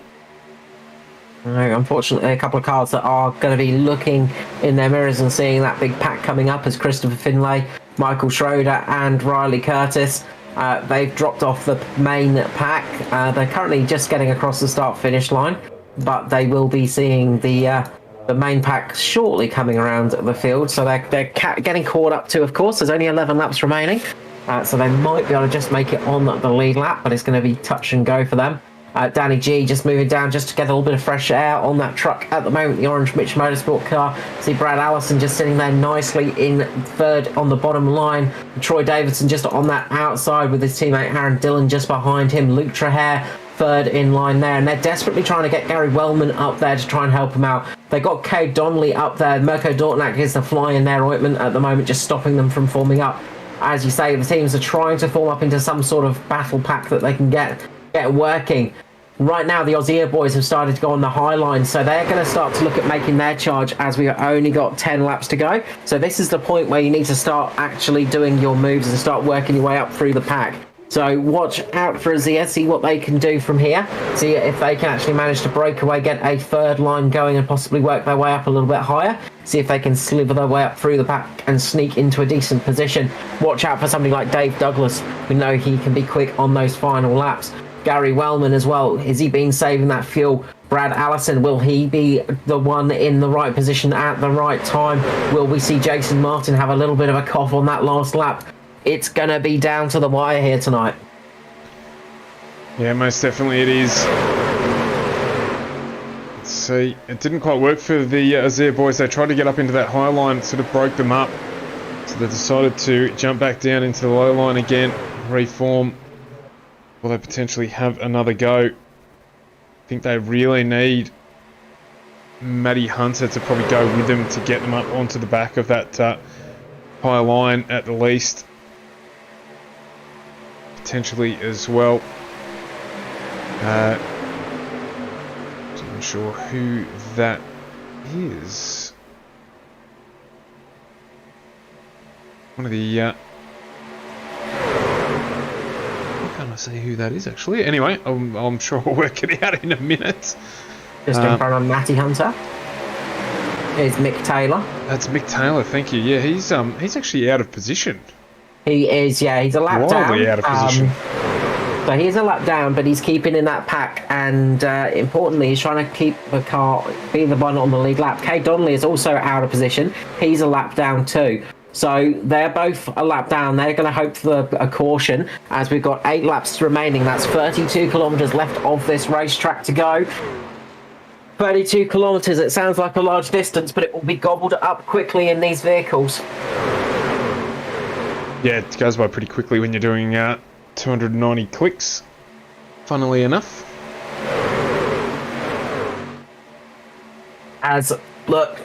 Troy Davidson just trying to slot up in the front there. He's trying to slot up in front of Jason Martin, maybe, just to help his teammate Aaron Dillon out here.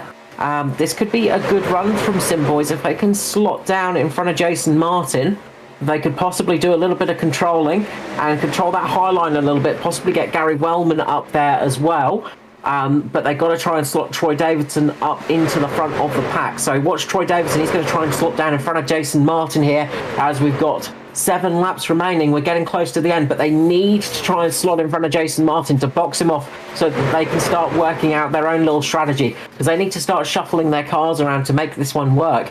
Meanwhile, Dave Douglas is getting a good little run. He's using a bit of side draft on Mirko Dortnak. Mirko Dortnak as well getting a good little run behind Luke Trahair. Dave Douglas and Luke Trahair just working together side by side. Dave Douglas moving his way up on the third line. He is 3 cars wide as it stands, but they're going to come up to some lapped cars soon. As very close there on the low line.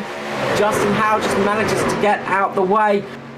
but that was a bit of a close, dicey moment. They are 3 wide still as they're going to come across the tri-oval section here. They are coming up to a big group of lap traffic, though, and that could be the downfall of Dave Douglas. They can't keep 3 wide when they're coming up. Dylan into Aaron, into Brad Allison, and Dylan up. Oh, Aaron Dillon's gone back on track and collected. That is a big crash. That is interesting. I'll have to go back and have a look at that. I think he got across the face of Luke Trahere there, because once again, just that small little overlap. And he's just cut across the front of Trahere there, and that is when all the carnage cut loose. He's sort of on board here with Trahere. I think we might have even missed it, actually. Let's just go back a little bit. Yeah, and not the wisest of... So yeah, he gets just caught. You'll see it here. He gets caught on Trahere, and then he comes back on track and then T-bones his teammate of Kay Donnelly, and there it is. That is that Brad Allison, unfortunately the victim in that one. The 03 very much getting caught out. Aaron Dillon just coming back on the track then and just wiping out a whole heap of cars. You know, it's tricky to do. You can't really...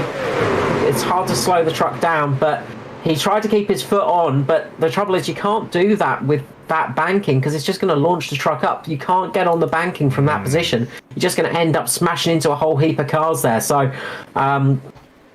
not sure who's to blame at the start of the incident, but not a safe rejoin there from Aaron Dillon. Indeed.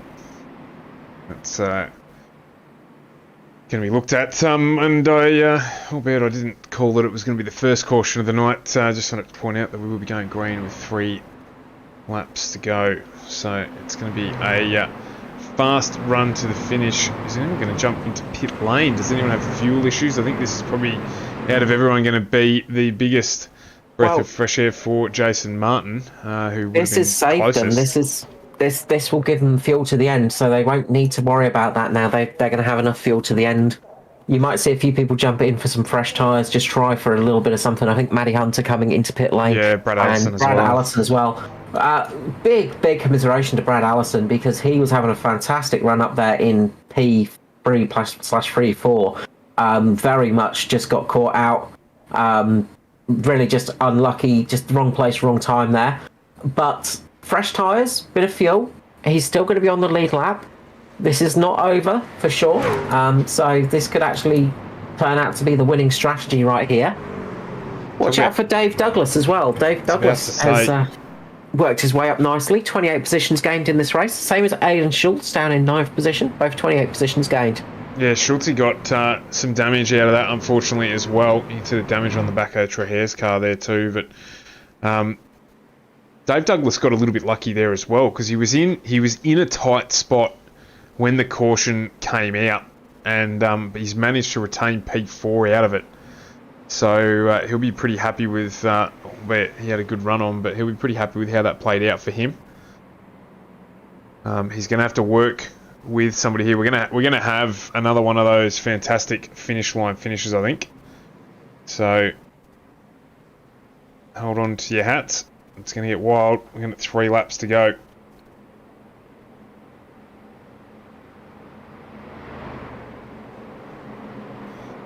So, not sure how this is going to play out. Jason Martin, Danny G had that low line sewn up for a majority of this race. Troy Davison's had a good run on that high line. Dave Douglas has made his way through the field patiently, looking to convert on the other side of it.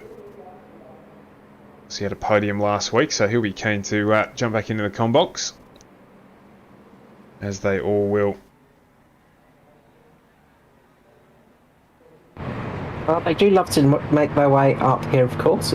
It's the victory is one thing, but the big winning part of winning an ANZCAR race is the fact that you get to come up into the broadcast booth afterwards. That's the main prize. That's what they're all out there to win. Absolutely. It's not like you can just not race and come here and commentate. Exactly. I mean, it's Like, you've got exclusive club up here. You've got to earn. Martin clutching there as well, just to try and make sure he's saved every much. Well done. Saves as much as he can during this caution period, ensuring that he's going to get his way home. Lights are out on the truck, so we're going to go green after this one. Hey, a green white checker might actually be a bad thing for Martin right here. If he is a bit low on fuel, which we think he might be, if we get a green white checker, it just extends the race by an extra lap. It could actually be detrimental to those guys that are very much low on fuel at the moment, and could come into play for those guys that were sitting back in the pack a little bit. It could really pay off for those guys that came into pit lane if we get a green white checker, so watch out for that one as well. Keep an eye out here on this restart, because it's going to be a racy one, but it is Mitch Motorsport on the inside, Mitch Motorsport on the outside. Then you have Sim Boys on the inside and Dave Douglas on the outside, with Luke Traher just behind him and Mirko Dortnak just behind him. And away we go. A little bit of a slower start for Jason Martin. Just eases it off there, just to allow Danny G to slide in behind him. So the Mitch boys have got it down on the low line. Troy Davidson sitting there. High line at the moment. It's got Dave Douglas up on the high line with Josh Micklemore behind him. Luke Traher in the middle at the moment. So we've got a couple of different lines forming up. Watch out for the Azir cards. They're going to try and link it up, see if they can get a good run here towards the end. We've got 1.5 laps remaining. Jason Martin just gets a little bit loose, slides around. This is giving Dave Douglas the opportunity to get up in front. Dave Douglas getting a good run here. He's going to try and slot down in front of the leaders, and he does indeed. Luke Traher sitting on the outside now. Traher in front of Josh Micklemore. Dave Douglas is going to be in the lead. Just gets a little bit of contact as Danny G goes into Traher. That's going to give us the green-white checker. Huge accident behind Josh Micklemore, caught up in that. And a lot of vehicles caught up there. That was a big accident. Yeah, just trying to get loose there. He's trying to force the issue. And it didn't pan out. Traher then just getting caught. I think Danny actually got caught in a little bit of draft that he didn't expect, with the double draft coming from Dave Douglas and Jason Martin. Jason Martin giving Double D a little bit of a bump and run there to try and get past. And that caused Danny G just to get a little bit too much draft, and actually caused him to go up into Luke Traher. And that's what caused that incident. Big accident there. Yeah, as you can see there, Josh Micklemore then gets picked up by Christopher Finlay. And Mirko Dortnak, who was having a ripping run. Mirko, he got caught up in an innocent bystander as well. And that has ended his night. So the run of bad luck continues. Bit for Josh Micklemore. He's not been enjoying himself as much as usual. The Pirate King has definitely been having some bad luck recently. Actually, it does coincide with that bee sting. Yeah, it does. There's every chance that might be it. And Dave Douglas now going to get to lead away here. And look what's happening here. What did I say, Stuart? You did. What did I say? What did I say? Yeah, you called it. So it's almost like I know what I'm talking about. You know who this favours very well now is those Azir boys. There's two of them up at the front, and they will be lining up front to back. So it's going to be Douglas with Schultz, and Riley Curtis going to be behind Double D, and Ruben Phelps going to be starting behind Schultzy. So this has worked out very well. Oh, what the hell is that? Lachlan Oakio has had a technical failure, unfortunately. His screen's gone off, and he has gone into the back of Justin Howe and just put the brakes on, and Norman Clark's gone into the back of him.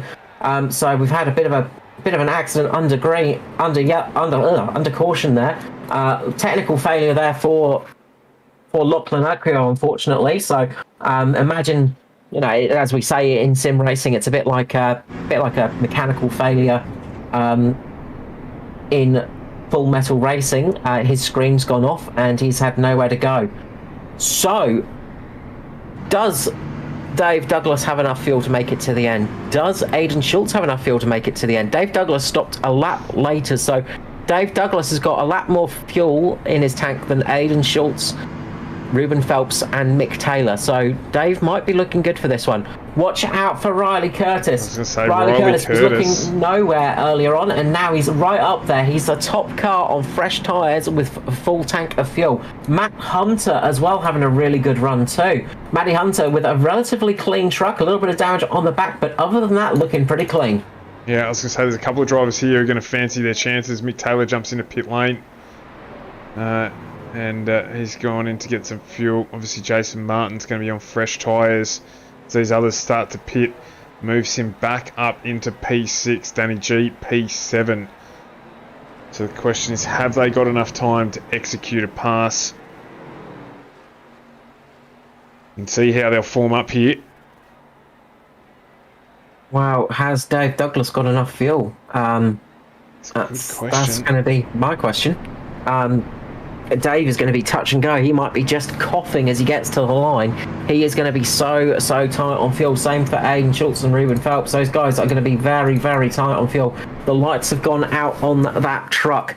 You've got the Mitch cars of Martin and Danny G sitting back there. Will we see Danny G just come from nowhere once again? They're all going to have to form up and try and get into some positions, because there's a lot of cars out of position as well that are just coming out of pit road at the moment. So they're needing to catch up to this pack. But of course, you've got to do it in a safe manner as well. And there's going to be a few lapped cars in the way as well. So there's a few cars out of position. This is going to be a fascinating restart. And it's going to be Dave Douglas leading away. 31 positions gained. Aiden Schultz, 35 positions gained. Riley Curtis, 37 positions gained. Ruben Phelps, 27. Matt Hunter, 24. Christopher Finley, 30 positions gained. The top six are basically coming from nowhere in this race. A really good run from all of them to keep out of trouble. Absolutely. It'll be Dave Douglas who's going to control the field here. Pace truck will pull in. How will he manage the restart here? And he goes straight away. Gets it underway. What will Aiden Schultz do? Will he try and slot down in front of Riley Curtis? Don't think so, because he wants to stick with his teammate. It's his best bet to get a result here, is to run with him. Christopher Finlay's jumped on the back of him, with Jason Martin in that low line, with Danny G right behind him. So how are they going to try and execute a charge here? Can they do it? We've got 2 to go. It's going to be very interesting to see here. You can see Ben Vickers jumping onto the back of them as well to try and they need to get a little bit more into that top line. They're starting to struggle for pace. And it is Dave Douglas, Riley Curtis, Matt Hunter, the lead 3. Don't be too surprised to see Jason Martin, Danny G try and pop out here if they can. Danny G is just not quite far enough up here to do something with his teammate. As there's another incident in the background. I think that was Luke Georgeson into Ruben Phelps, I think. No, Aiden Schultz, sorry. Into Aiden Schultz. Go back and have a quick look at that. This will mean... sorry, it's Aaron Hayden, sorry. Aaron Hayden just got caught by Troy Davidson, and he got up into Ruben Phelps, unfortunately. And around they go. And that one has caught them out, but... Right, we'll just go back and have another quick look at that one. He did just got up into Phelpsy, and that was it. But that means that the checkered flag is going to come out under yellow. And that means that Dave Douglas is going to be winning here at Daytona. Riley Curtis is going to be coming home in second, starting 40th position. And Matt Hunter in P3. Matt Hunter is going to come home a P3. Unbelievable. Hoping Dave's got enough fuel to get around here. I think he might be out of fuel. Dave Douglas is out of fuel. No, he's playing around. He's got some fuel. Playing with the clutch. Yeah. So it's going to be Dave Douglas. He's going to take the win. He won't care. Dave Douglas just having to switch the ignition off and on again. Advis, just the one green white checker for ANZCAR, just because we don't want to have too many going through. So that was the last restart, and that means that Dave Douglas is going to come home and take out the victory. Riley Curtis coming home at second, and Matt Hunter coming in third. I think career best for Matty Hunter there. was gonna say you wouldn't have picked that at the start of the race. I think Dave Douglas is basically out of fuel. He can't have any real juice left in the tank there, because he is still just cruising around.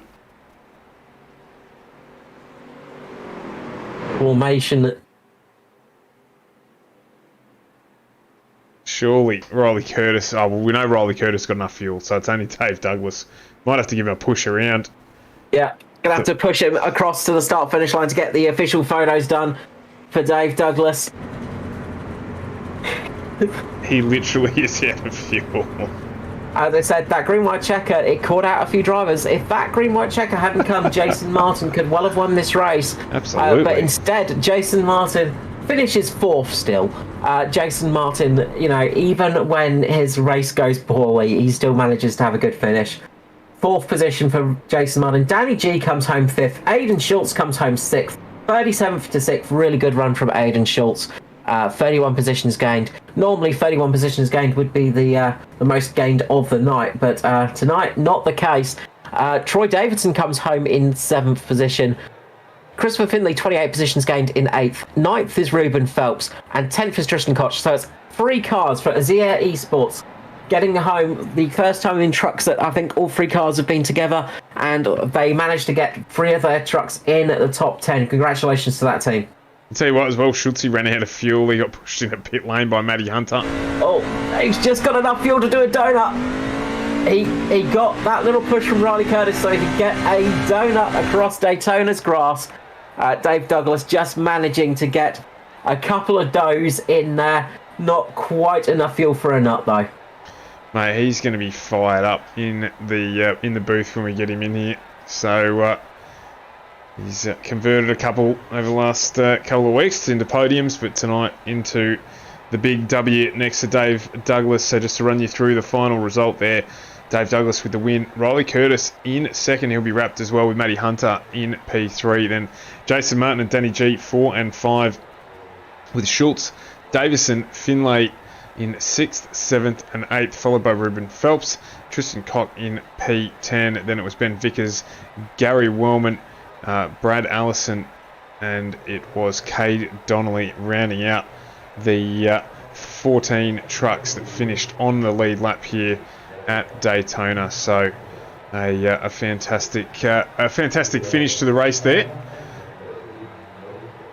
Yeah, really good finish there. Look, it was we never like to see the finish under yellow, but there was some good racing throughout the pack. Unfortunately, Daytona 3 in a row. can be a little bit of a gamble, and tonight again, once we see it once more, Daytona taking a big bite out of a few drivers, but it paid off for a fair few of them, and we're getting joined up in the booth by some of them right now. We'll start off with the 3rd place man, Mr. Matty Hunter. Welcome to the broadcast booth. Congratulations on the P3, Mr. Matt Hunter. Thank you very much. It's nice to be here. I've been trying to get here for quite a while. It has been. This is career best, is it? Could be, yeah, it could be. Yeah, I'm not 100% sure, but we'll be pretty close to it. I was trying to think if we've had you... I think we've had you in the broadcast booth before, maybe for something, but I think this might be the first time properly for a P3, so congratulations on that. A bit of a mad finish there at the end. Yeah, I got really lucky on that last caution before the green white checker. I think I had to dodge and dive and duck and weave and all that sort of stuff and get through, and somehow managed to get it through. Look, it paid off absolutely. Obviously, coming into the pit stops in that final caution, well, before the green white checker came out, did pay off a little bit for you. Is that what you were thinking, that maybe we would get a green white checker? It would mean that a lot of drivers would need to pit? Yeah, I was right on the limit. Like, I was saving fuel pretty hard in that run. And I was right on it, and I just wasn't sure. And I was like, well, I'm sitting 12th, and I haven't got much to lose sitting in 12th. So that's why I sort of just popped in and topped up just to be 100% sure. And it paid off for you very well. 36 positions gained in that race. I mean, normally 36 positions gained in a race, that would be the most positions gained, but not tonight for yourself, but almost there. Really good run at the end. Obviously, starting a little bit further down the field. Was that sort of more of a choice for yourself, or was it just a bit of a bad qualifying run? No, 100% strategy. These races here, I'm not really even looking to start racing till probably halfway. All I want to do is just keep in touch with the pack and ride around the back and avoid those wrecks. Most of the time I'm watching the front, looking for any sort of signs of any trouble that's going to cause a caution. But all I want to try and do is get to the last 20 laps with a clean car and see what we end up with. Well, you almost managed it. There was a little bit of damage to the back there, but it was, other than that, it was relatively clean. And considering some of those wrecks we saw, that's got to be a bit of a miracle to get the front of that truck through clean. Oh, exactly. Yeah. Yep. The first caution, I think I got tagged, and I don't know what happened. I just was driving, and then I just got turned. So I have to have a look at that. That second to last caution, getting through that was pretty much a miracle. So yeah, pretty lucky. No, look, congratulations on P3, Maddie Hunter. Well done. It's great to have you here in the booth as a top 3 finisher as well. Before I let you go, the usual thing, a shout out and love to sponsors. Just shout out to the boys, John and Ryan at Vision Motorsports. We've been pretty quiet lately, but hopefully we're starting to try and get back into it and ramp it up a bit more. And shout out to the old RCD days, Riley Curtis Design days, 1, 2, 3. When we were lining up on that last restart, I realised that we were going to be 3 of us in a row, and I think I was pretty much going to stick with those 2 boys right to the end there and get that 1, 2, 3. It's great to see. It's a real classic podium right here. Congratulations again, Maddie Hunter, and thank you for all the hard work you do for ANZCAR, of course, but congratulations on that P3. Thank you to you guys as well for the broadcast. Next up, we are going to head to Mr. RCD, Mr. Riley Curtis. Congratulations on that P2 there, mate. Well done. Obviously, I'm sure you wouldn't have wanted to see that caution at the very end, because you must have been feeling like you had a chance for the win. Yeah, it was a good run tonight. If you'd asked me with 8 laps to go, being nearly 7 seconds from being overlapped, if I was finishing second, I would have laughed at you. But coming to that last caution, I did get someone to shoot Dave a sneaky message to say that I'd work with him. So unless he ran out of fuel, I was probably coming second in that race.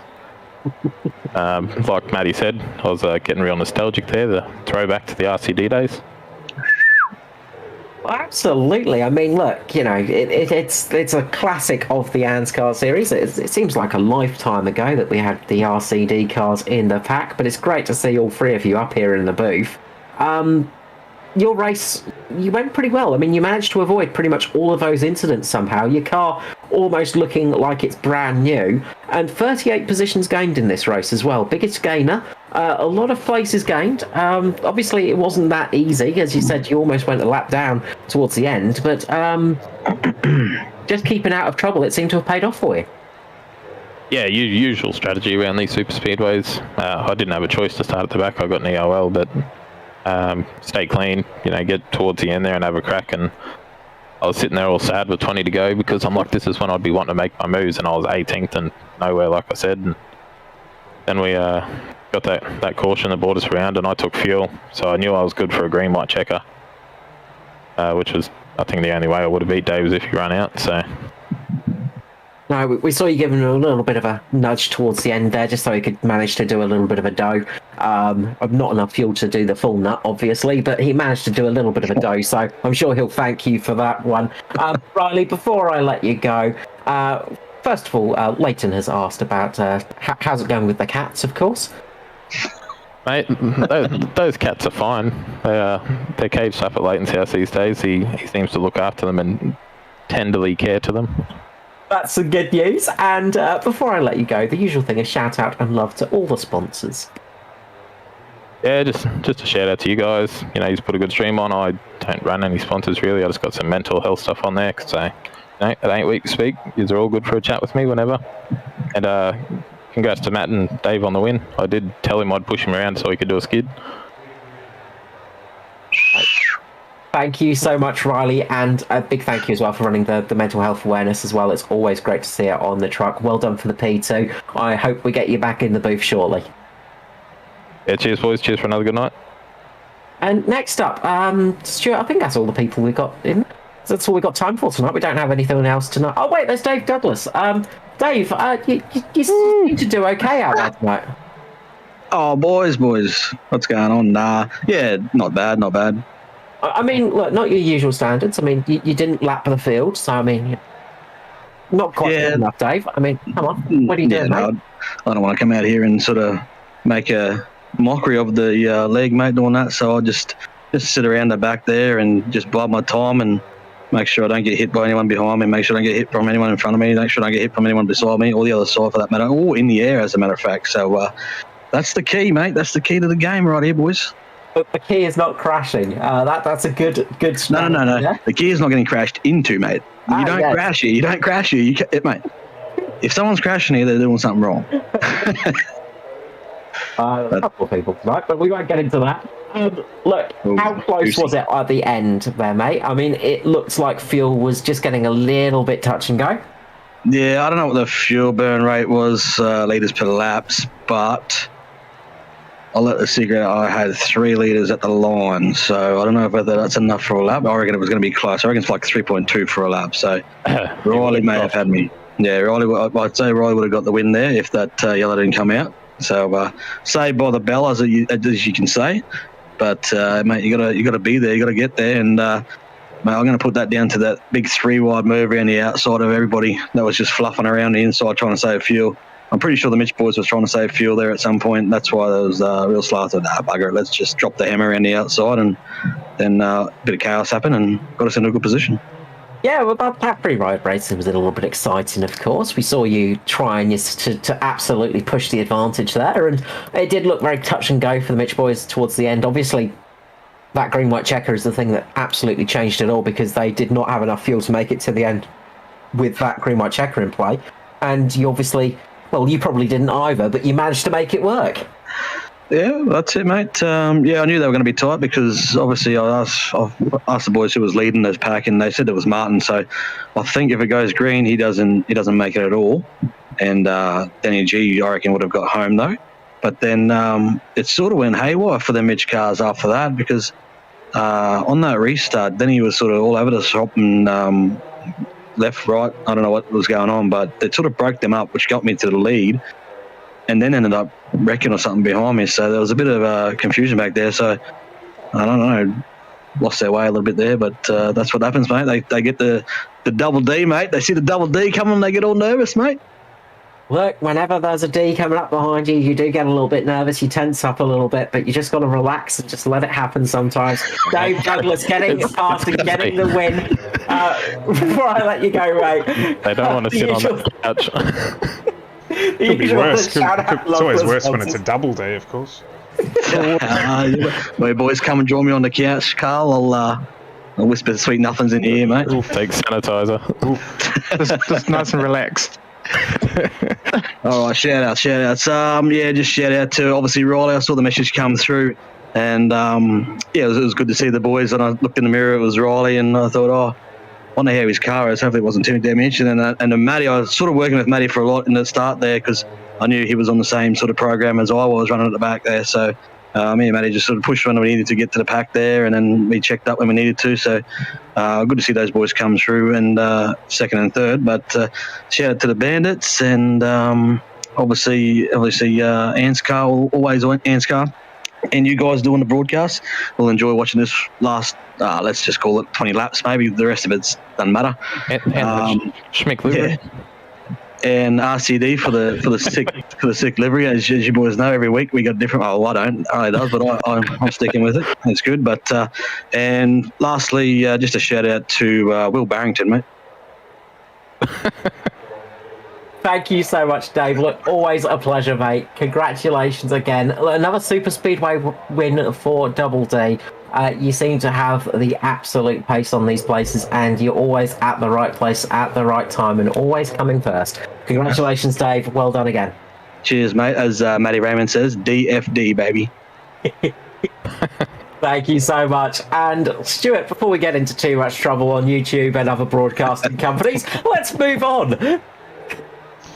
Yeah, absolutely. The only thing we didn't cover there was Dave's OnlyFans, but we'll leave that to those that bother to pay the subscription. Everyone subscribe. Everyone subscribe. Get on it. It's going viral, and I'll let you guys make the distinction about what bit of it's going viral. Anyway, we move on here to a Tuesday night stream tomorrow night starting at 7:24. The Oz Pro Am Sim Series. We are back with round 3, second of the GT. 3 rounds, however, and looking forward to that. That's a Kota, which is going to be a really, really interesting outing with a packed field. So do join us for that one. We've got Pass 2 at 7:20, followed by the main game sprint races at around about 8 o'clock. They will kick off, so do join us for that. And then, of course, Wednesday and Thursday back with the Thunder Series on Wednesday night as that heads towards its natural conclusion, along with the Cup as well. So heading to Texas for the Cup on Thursday evening for 160 laps there.